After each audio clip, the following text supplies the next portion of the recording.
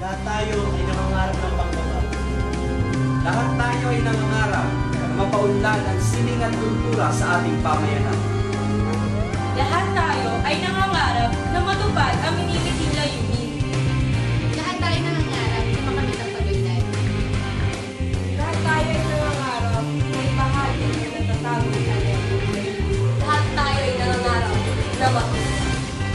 Lahat tayo ay nangangarap na mayakin ang realidad ng buhay sa pamamagitan ng Pura. Lahat tayo ay nagalayong matupad ang ating mga pangarap. Lahat tayo ay nangangarap na maging mahusay sa larangan ng pagtatanggol. Lahat tayo nangangarap na makapanahon ng mga istorya na makapagbibigay ng inspirasyon. Lahat tayo nangangarap na magkaroon ng isang pangangamang pagkakakilanlan. Kaya ang pagkakapal sa Tagalog at isang natatanang paraan upang mapapalaki ang sibilisasyon ng mga Pilipino. Sabay-sabay natin tuparin ang ating mga pangarap.